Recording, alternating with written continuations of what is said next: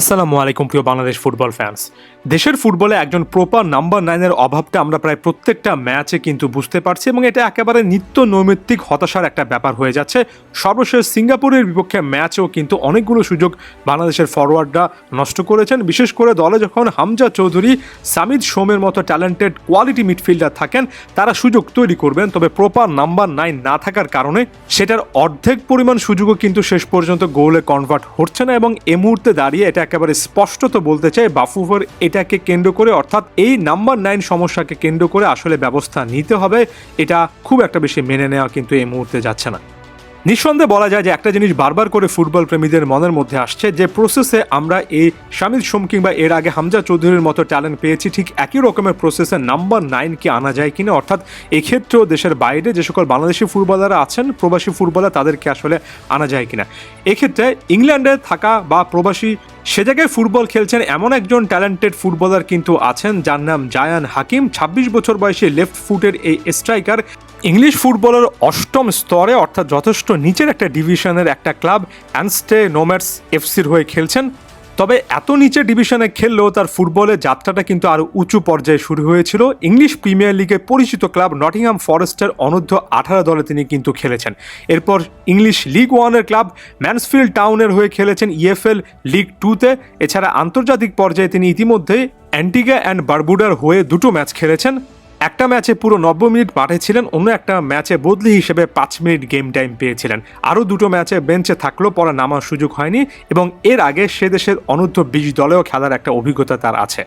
বর্তমান সময়ের পার্সপেক্টিভে আপনি যদি হামজা চৌধুরী এমনকি সমিত সোমের সাথে কম্পেয়ার করেন, হয়তোবা তার বর্তমান দলটাকে সে তুলনায় যথেষ্ট বড় কিংবা উল্লেখযোগ্য মনে হবে না, তবে তার এই অভিজ্ঞতাটা বাংলাদেশের অনেক কাজে আসতে পারে। এরপর যদি আমরা এই প্লেয়ারের ওভারঅল প্রোফাইলের দিকে তাকাই, তার সবচেয়ে বড় শক্তি তার ফিজিক্যালিটি। 6 ফুট 2 ইঞ্চির উচ্চতার এই প্লেয়ার ফিজিক্যালি যথেষ্ট স্ট্রং, এর পাশাপাশি তার অ্যাজিলিটিও যথেষ্ট ভালো। 2 পায়ে সমান ব্যবহার করতে পারেন, অর্থাৎ অনেকটা অ্যাম্বিপেডাল টাইপের একজন ফুটবলার। ইংল্যান্ডের ফুটবল স্ট্রাকচারে অষ্টম টায়ারে জায়ান হাকিম 2022-23 মৌসুমে 38টা ম্যাচ খেলেছেন, 17টা গোল করেছেন, অর্থাৎ ভালো গোল স্কোরিং একটা হ্যাবিট তার কিন্তু আছে।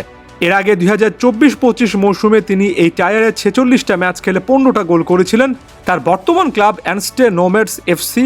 গত 3 সিজন ধরে প্রমোশনের খুব ধারে কাছে থাকলেও শেষ মুহূর্তে পারছে না, তবে এমন টাইপের পারফরমেন্সের মধ্যেও এই প্লেয়ারটা আলাদা করে কিন্তু সকলের নজর কাটছেন। এবারের ট্রান্সফার উইন্ডোতে ইংল্যান্ডের সপ্তম স্তরের ক্লাব বারওয়েল এফসি তাকে সাইন করিয়েছে এবং আসছে 2025-26 মৌসুম থেকে তিনি তাহলে সপ্তম স্তর থেকে খেলবেন, অর্থাৎ ক্লাব সুইচ করার একেবারে দ্বার প্রান্তে রয়েছেন। এই মুহূর্তে সবচেয়ে বড় প্রশ্ন, এই প্লেয়ারের প্রোফাইলটা শেষ পর্যন্ত বাংলাদেশ কাজে লাগাতে পারে কিনা এবং বাফুফে আসলে সেই লক্ষ্যে কোনো রকমের মুভমেন্ট করবে কিনা। এখানে অবশ্য বড় রকমের একটা বাধার জায়গা আছে, কারণ অ্যান্টিগা ও বারবুডার দায়িত্বে সেই দলের হয়ে সর্বশেষ 5 মিনিটে যে একটা ম্যাচ খেলেছিলেন, সেটা কনকাকাফ নেশনস লিগের একটা ম্যাচ ছিল এবং ফিফার বর্তমান নিয়ম অনুযায়ী নেশনস লিগকে ধরা হয় কন্টিনেন্টাল লেভেলের অফিসিয়াল টুর্নামেন্ট হিসেবে। সেই টুর্নামেন্টের মূল পর্বে খেললে সাধারণত খেলোয়াড়রা আর অন্য কোনো দেশের হয়ে খেলতে পারেন না, তবে কিছু বিশেষ ক্ষেত্রে যেমন বয়স, ম্যাচের ধরন, আনুষ্ঠানিকতা ইত্যাদি বিবেচনা করে ফিফা ব্যতিক্রম কিছু কিন্তু অনুমোদন দিয়ে থাকে। ফলে এই বিষয়গুলো ক্লিয়ার করতে হবে যদি আসলে বাফুফে এই প্লেয়ারটাকে তাদের পরিকল্পনা রাখতে চায়। আপাত দৃষ্টিতে জায়ান হাকিম কিংবা এই টাইপের প্রোফাইলের কথা অনেক বেশি করে এই জন্য আসছে যে আমরা একজন মিডফিল্ডার হিসেবে সমিত সোম আসলে কতটা ক্রিয়েটিভ এবং একজন ডিফেন্সিভ মিডফিল্ডার হিসেবে হামজা চৌধুরী আসলে কতটা ইম্প্যাক্টফুল, সেটা 100% বুঝতে পারবো না যদি না তাদের ক্রিয়েট করায় ওই অপরচুনিটিগুলো ফাইনাল থার্ডে ডিবক্সের মধ্যে একজন পিওর নাম্বার 9-এর অনুপস্থিতিতে এভাবে মিস হতে থাকে। আর এজন্যই অনেকটা লোয়ার টায়ারে খেললেও শেষ পর্যন্ত হাকিমের মতো প্লেয়ারেরও দরকার আছে। বাফুফের উচিত প্রায় প্রত্যেকটা অপশান খুব কাছ থেকে বাজিয়ে দেখা।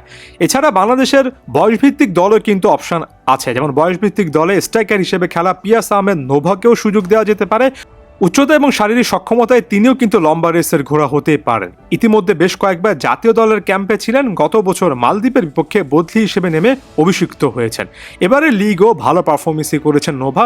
যেহেতু বয়সভিত্তিক পর্যায়ে তাকে পিওর স্ট্রাইকার হিসেবে অনেক কোচ খেলিয়েছেন, তাই তার মধ্যেও যথেষ্ট সম্ভাবনা অন্তত এই পজিশনে দেখা যায়।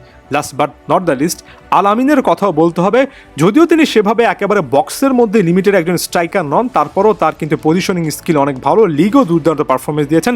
জাতীয় দলে আমরা তার যতটুকু গ্লিমস দেখেছি এখন পর্যন্ত এনাফ নয়। তার ফিনিশিং অ্যাবিলিটি আসলে কতটা ভালো, তার গতি তিনি কিভাবে কাজে লাগাতে পারবেন, সেটার জন্য জাতীয় দলে আরও তাকে সুযোগ দেওয়া উচিত।